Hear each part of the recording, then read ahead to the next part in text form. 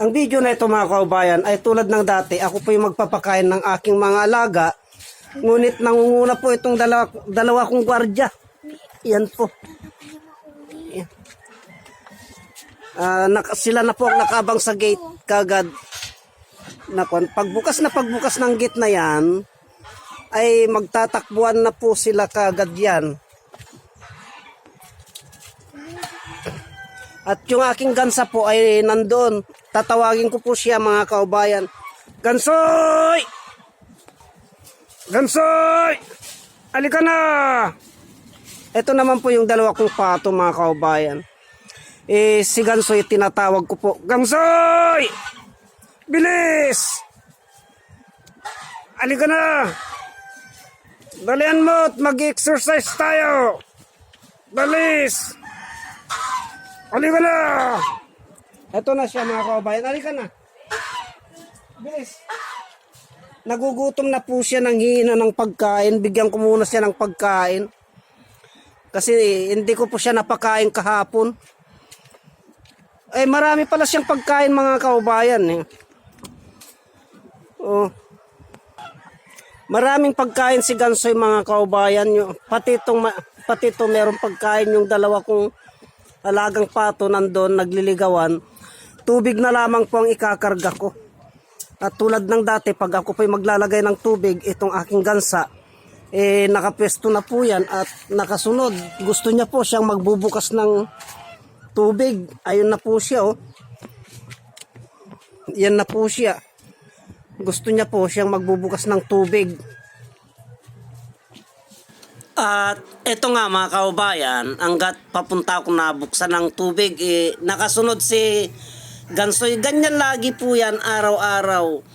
Tuwing magpapakain po ako at maglalagay ng inuminan sa tubig. Kaya una ko pong lalagyan yung inuminan niya.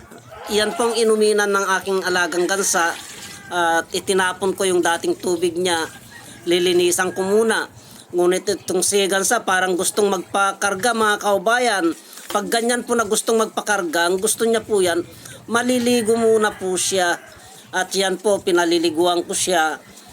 Para sa ganun ay hindi niya po ako kulitin. Kasi pag hindi ko muna paliguan yan, kukulitin po ako niyan.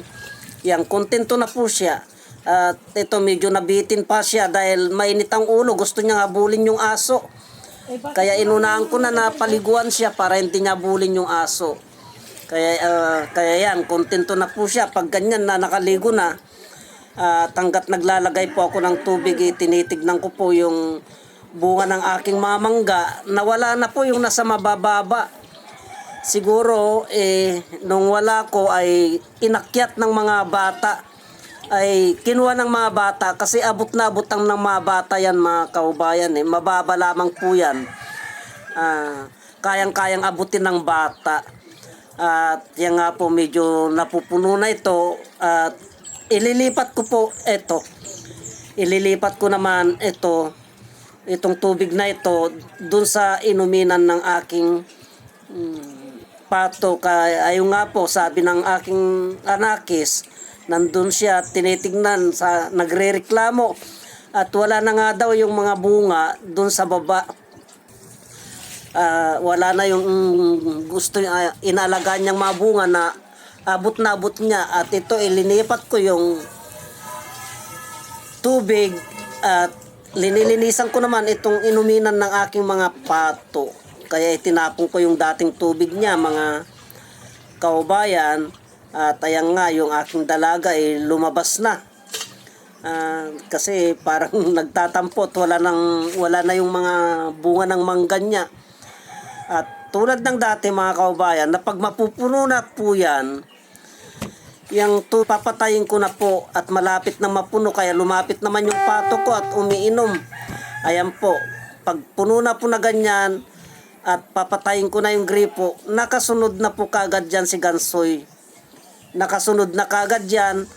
At tinitignan niya po kung paano ko po bubuksan. Ang mahirap po, may ugali po kung minsan ito, na pag hindi ko po natitignan yan, ay tinutukan niya yung pihitan ng gripo at nasasayang po yung tubig. ganun po. Kaya ito po, nag-uusap kami, kasalukuyan ko siyang kinakausap na